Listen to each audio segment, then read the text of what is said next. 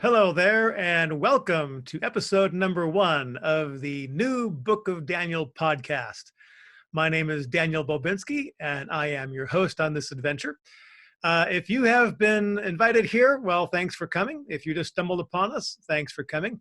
If you've been reading any of my material over the past 30 years, thank you for reading all of that.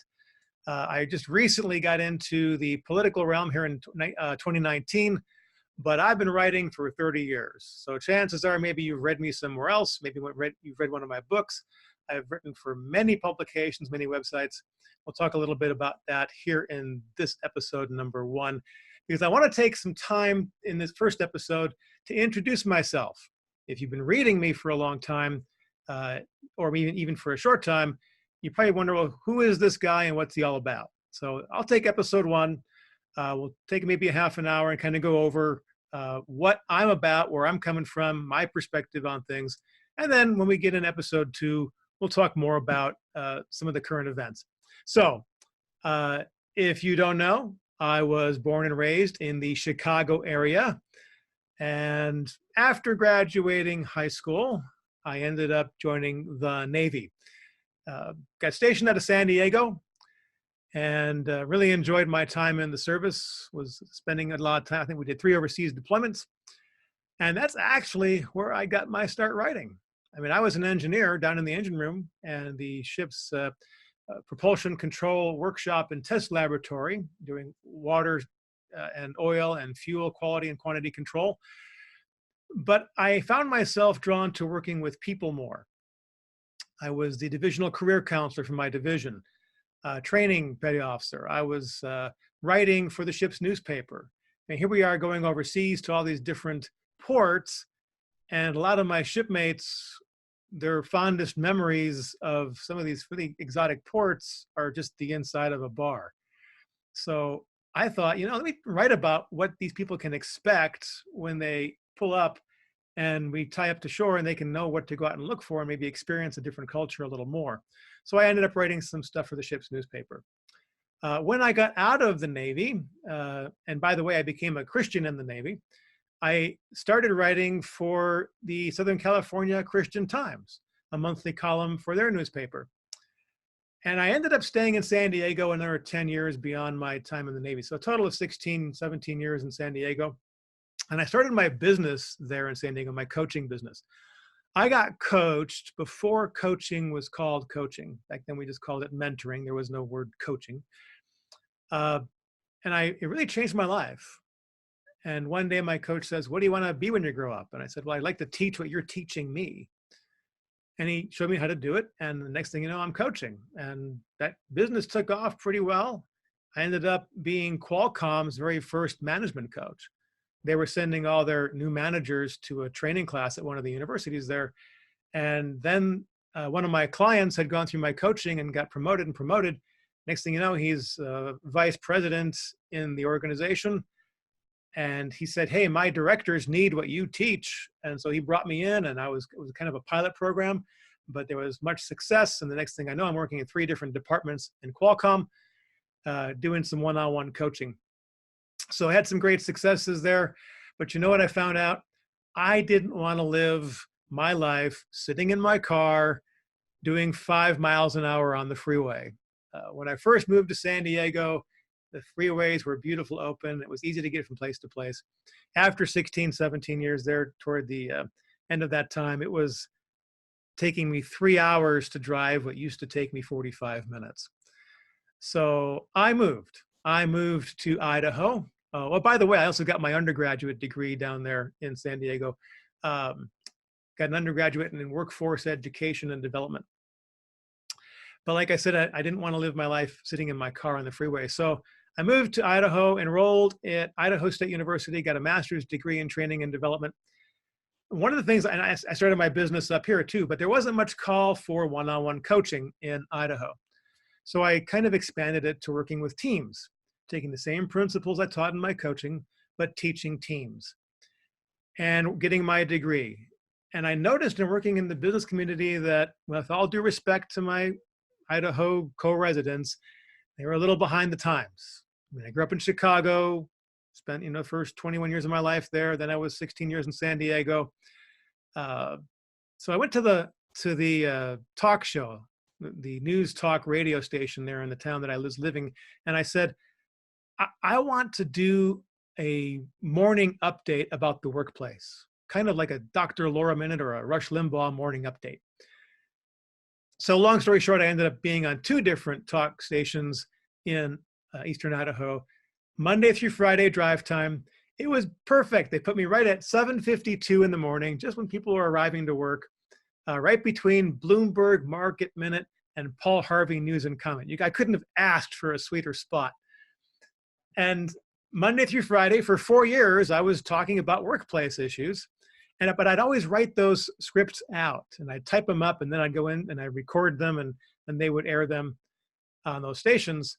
Well, after 4 years, I got a little tired of doing that for 5 different topics. It was taking me a whole day to knock those out.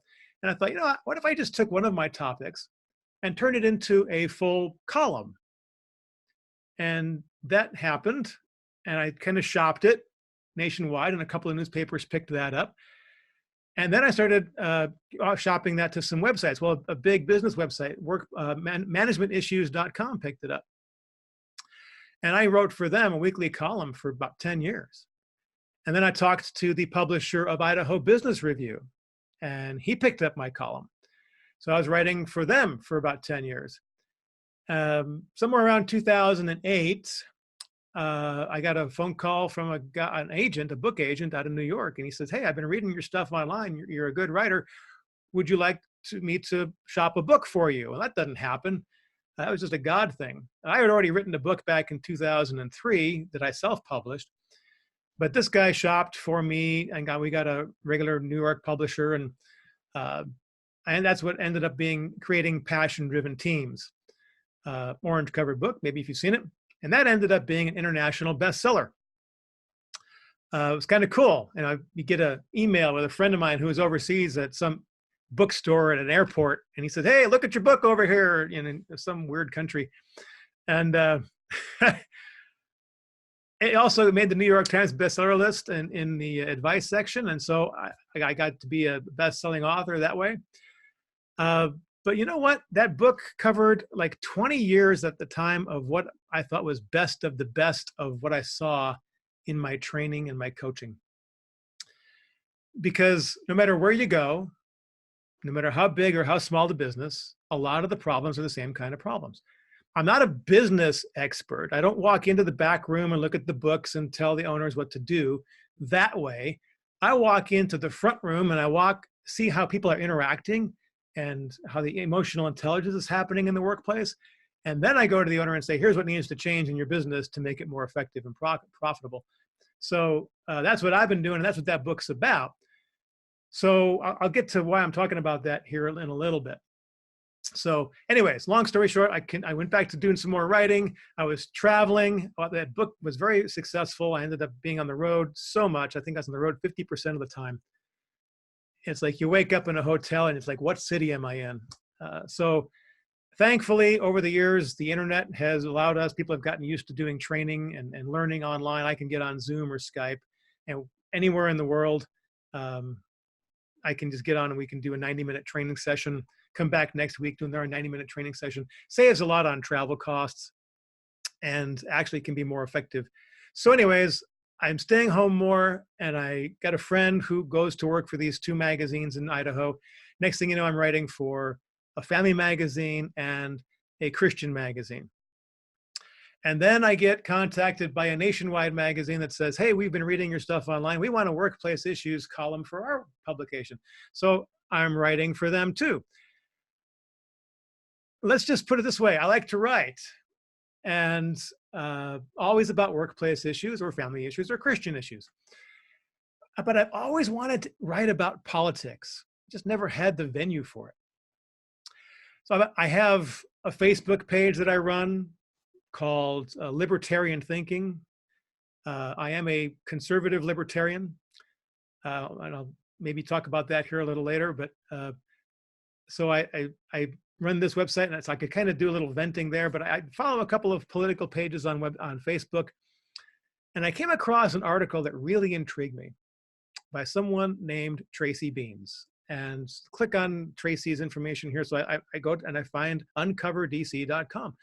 Long story short, I ended up talking with Tracy, and she finds out I'm a writer, and she offers me a writing job, so a writing gig. So I'm also writing for Tracy at uncoverdc.com now, and she's wonderful to work with. And if you've not seen uncoverdc.com, you need to, because there's some great writers there. I'm honored to be listed among them. But when you think about politics and Washington, D.C. and the workplace, it's really no different. D.C. is a workplace. And I've been working with people in the workplace for 30 years. So what's the difference, right? 15 years ago, I would have been intimidated talking with somebody on the phone, coaching somebody who oversees a $4 billion or even a $50 billion organization.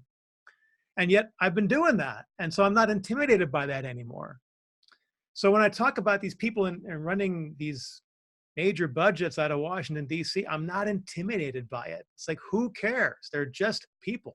Whether they're the CEO or the janitor, they're just having the same problems. They're wearing different kinds of clothes, like I said earlier. So I have this passion to help organizations be more effective, more efficient. And I make connections because the senior people in an organization, they have a vision of where they want the company to go. And then there's the front line. And the disconnect happens when there's no communication happening between those two.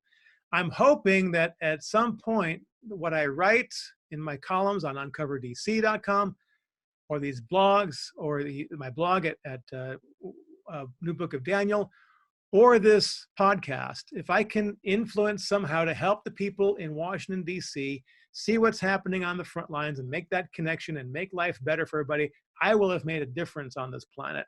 And that's really my motive for doing this. So I've been following politics for years. I will give you a little bit of a background for that. I started out my voting career voting for John Anderson back in 1980. Became a Reagan guy because I was in the military after that, and I became a Reagan guy pretty fast. Loved Ronald Reagan. Held my nose for George W. Bush. Really held my nose again. Gosh, I just didn't like what he was doing. But Clinton was an absolute liar. I couldn't believe that we elected that guy to run our country. I mean, even PBS was doing exposés on how he was as a governor, and they were talking about how he lied to get this and lied to get that, and then kind of laughed about it when he was called on it. When, how can people vote for this? And yet they did. Well, then came George W. Bush.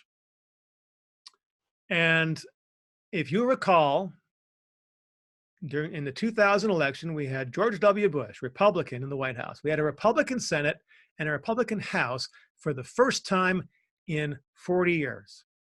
And I remember standing in my house going, oh my gosh, now they can do everything that they said they've been wanting to do.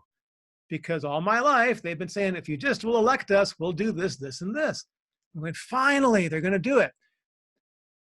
10 seconds later, fear hit me. What if they don't? Oh man, what if they don't? Well, guess what? They didn't.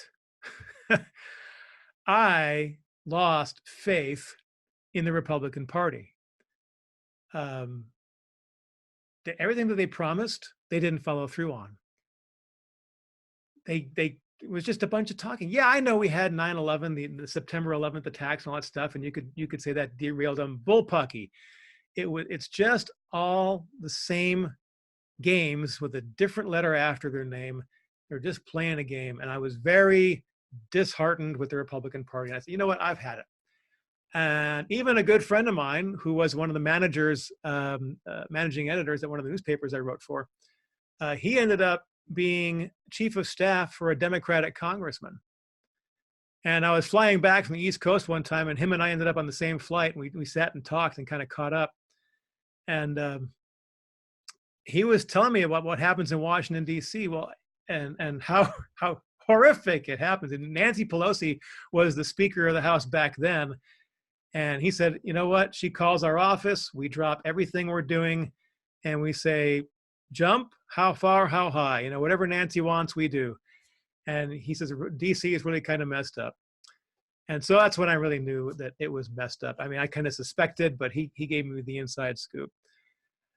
So I thought about becoming a blue dog Democrat, couldn't do it. I just can't see supporting the abortion issues and those kind of things. But anyways, I ended up looking at the Constitution Party, liked the principles, didn't like the people who I saw running that organization. I went to the Libertarian Party. Again, the principles, I didn't buy into all of them. Liked Ron Paul, loved Ron Paul. But there again, I could not bring myself to vote for even the last guy that ran for Libertarian president. Just a little bit too far off for me. So I just decided to take the advice of Tony Snow. He didn't even know he gave the advice. A friend of mine got to interview Tony Snow. And if you remember, Tony Snow was President George W. Bush's press secretary before he passed away, before Tony Snow passed away. Tony Snow used to be on Fox News. And my friend asked Tony Snow, so where do you stand politically? And Tony's answer was, I'm a Christian libertarian. I believe in the libertarian principles that our founding fathers set forth, but I'm a Christian. I don't buy into all the stuff that the liberal libertarians believe in. And I thought, you know what? That's me. That describes me. So if you're wondering where Daniel Bobinski stands politically, that's where I stand politically. I will tend to vote Republican. I can't remember the last time I voted for a Democrat. I will occasionally vote for a Libertarian if I don't think that they're too far off the bandwagon. But I think a Christian Libertarian describes me well. And I think actually a lot of the people that I talk to fit into that same category. They've I can't tell you how many folks I've talked to, and I've shared my story about President George W. Bush and how they never fulfilled their promises back between 2000 and 2002. And they all say the same thing. Yes, that was when they'd had enough and they realized that the Republican Party had just gone off the rails too. So along comes Donald Trump. And he kind of has this no-nonsense attitude that people have been waiting for. How many people listening to this at some point in your upbringing had a conversation where you said, wouldn't it be great if we had a businessman running the White House, running the country, who would operate it like a business? We finally got one, and he's doing it, and he's gotten more done than any of the game players we've had in prior to this, even more than Reagan. And I loved Ronnie. So if you remember William F. Buckley, some of you may not remember him. He had interesting points of view. I didn't agree with everything he said, but I loved the way he differentiated between conservatives and liberals. He said that conservatives move forward in life looking backwards. They look at the patterns, they see the ripple effects of those patterns, and they know when they make decisions what to avoid because they know what the ripple effects are going to be. If those ripple effects are going to be negative, they don't vote for those things. Whereas liberals, he said, they move forward through life, facing forward with blinders on. They pay no attention to the history. In other words, they don't learn from history. I totally agree with that point of view. My wife is awesome. She teaches science and she teaches worldview, and she's big into teaching puzzles, seeing the patterns of things. And to her, history is like a puzzle. You look at the patterns and you see the patterns of how they repeat after time. And the same thing happens in our modern politics too. So look for the patterns. Be a conservative. When I say conservative, why do we call them conservatives, by the way? It's because we want to conserve the principles that were set forth by the founding fathers, by the people who wrote the documents that created our country. We want to conserve the principles that they used when they wrote those documents. And unfortunately, our schools don't do a good job of teaching these things anymore, but you can go back and you can read congressional records from before the Constitution was written. You can read what was transpired committee to committee, and you can see the purpose of their discussion, what they were trying to cover, and what the final wording of things came to be, and all the different wording changes along the way. It's amazing to read. So when we talk about being conservative, that's what we're trying to conserve, is those principles upon which our country was founded. So when I say I want to conserve those principles, I get liberals who say to me, oh, you want to go back to having slaves and women not voting. And I go, don't even start that with me, because that's not even what we're talking about. Don't put words in my mouth. That is bullpucky. When people do that, they're being intellectually dishonest. They are not listening. They're not being respectful. They're not really understanding what we're trying to say. So don't let people do that. And that's why I'm really glad that Trump's along, because finally we have somebody standing up saying, no, I'm not putting up with your intimidation. You know, up until now, we've had the political left.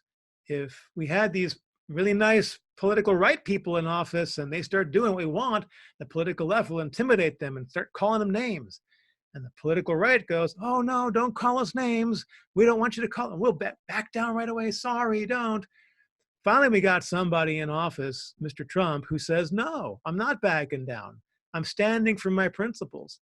And that's why you see so many people at these Trump rallies, because it's finally like, yes, stand up. Don't back down to the intimidation. So please, don't back down. The Tea Party was a great movement back in about a decade ago. It didn't even start as a political party. It was people talking about being taxed enough already. TEA, taxed enough already. Someone noticed that it was tea and they said, well, let's have a tea party and let's bring tea bags and let's talk about being taxed enough. And next thing you know, this quote unquote Tea Party movement starts. Well, it didn't take long for the legacy media to just castigate Tea Party people. And now there's this negative vibe that comes out because Anderson Cooper is rolling his eyes talking about the Tea Party, and this whole emotional vibe comes with the Tea Party. We finally have somebody who says, bullpucky, we're not sitting down, we're standing up for our principles. You can say all you want, but we're standing for our principles. So Trump's making excellent progress. He's getting done what the majority of our country wants done. He's boisterous, yes. He's rough around the edges, yes. I know the type. I've been coaching people like him for decades. And you know what? They've got strengths. Teams need people like that. Trump, if he's wise, he surrounds himself with people who buffer out those rough edges. And he does do that. But he also has those rough edges, and those are always going to come with that personality style. I know. I've been certified as a behavioral analyst since 2003. So don't let the left intimidate you. Follow the lead of Trump. That's why we see people jumping up and doing this. Don't buy into the fake news. It's a lie when they say things and they twist things out of context and expect you to believe their opinion as truth. That's what we call out fake news to be. Let me take a moment just to give my illustration on fake news and why I think it's been misunderstood. Chris, go to Uncover DC, by the way, and read my column, An Open Letter to Chris Wallace, because I explain this in detail there. But I don't talk about this discrimination aspect, though. So what I'm going to cover now is not in this column. So you've heard the term illegal discrimination, right? Back in the 60s and the 50s, you could not hire, it was legal to not hire somebody because they were Black. It was legal to hire somebody because they were a woman. And then civil rights legislation was passed, thankfully. And now it's illegal to not hire based on those criteria. The word is discrimination. The word discrimination means to differentiate between. So if you have, you go to a restaurant and you order a stack of pancakes, you order the 3-stack instead of the 5-stack, you have just discriminated between the 3 pancakes and the 5 pancakes.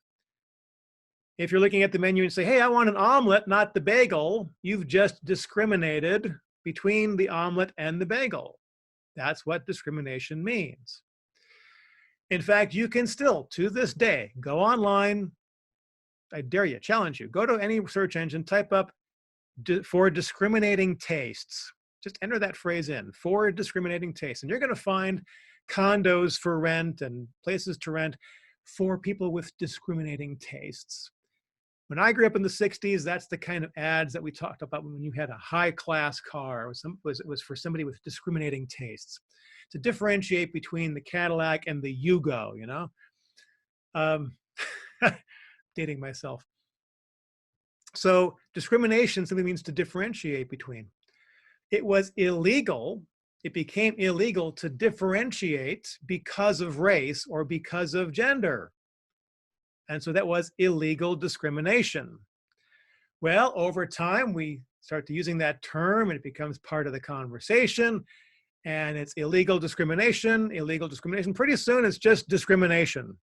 And how many times have you heard people on the left screaming, that's discrimination, that's discrimination?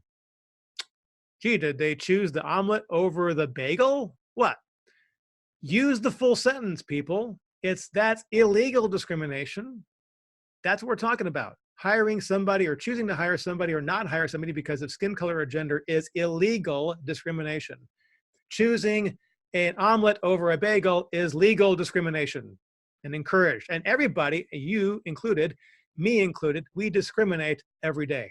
Okay, there's my rant on that. So now let's talk about the rant on fake news, because the same thing has happened. CNN, CBS, NBC, ABC, they're fantastic at twisting and manipulating and taking stuff. You know, Trump says people coming across the border, some of these people are rapists, right? He didn't say everybody coming across the border was rapists. But what does the media report? Trump said people coming across the border are rapists. Next thing you know, Trump said everybody coming across the border is a rapist. And that is fake news. That's fake news because Trump didn't say that. So Trump starts calling out the phrase fake news, fake news, fake news. Well, these people working at CNN, etc., they lie a lot. I'm guessing that they perceive it as a personal attack on them. And that's my comment to Chris Wallace in my open letter to him. But not all news is fake news. I will watch CNN when I'm sitting in an airport because I have to, because CNN pays the airports to air CNN. Bet you didn't know that. If you did, there's a reinforcement. They're still paying airports. And I have to watch CNN. Occasionally, there's real news. Do I trust everything on CNN? Not necessarily. I run it through my filter.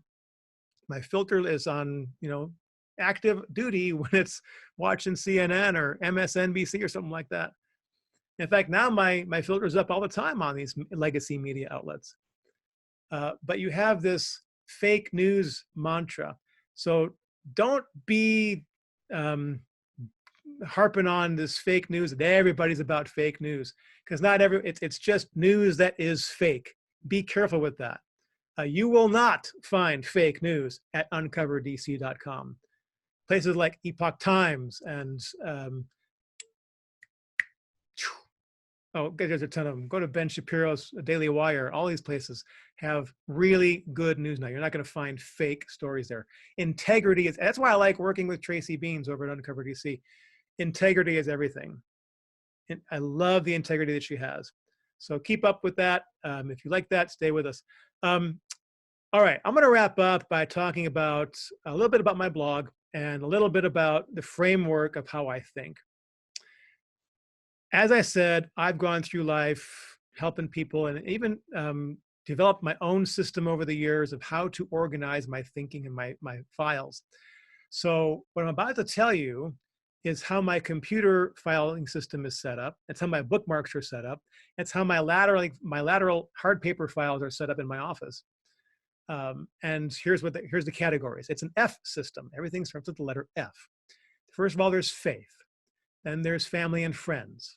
Then finances and fitness and formations and forte, fortress, foundations, and fun. quick review. Faith, anything spiritual.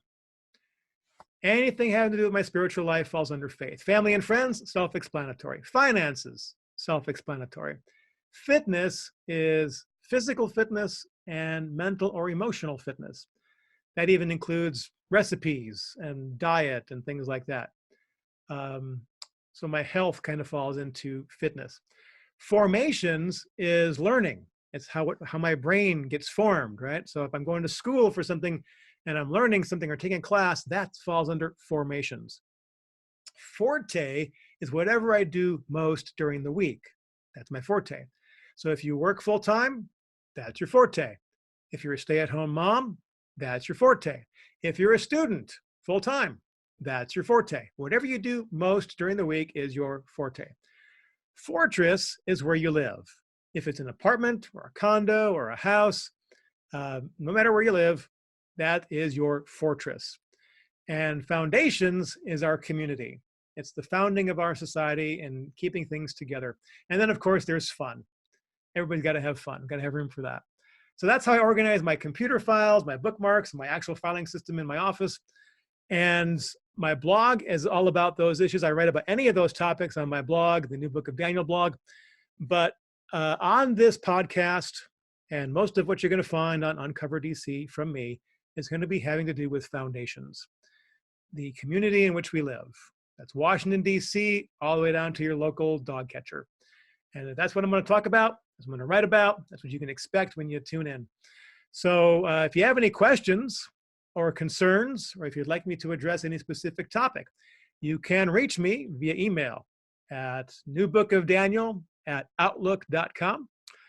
You can also visit me on Twitter at newbookofdaniel. And you're not going to see anything here that says donate.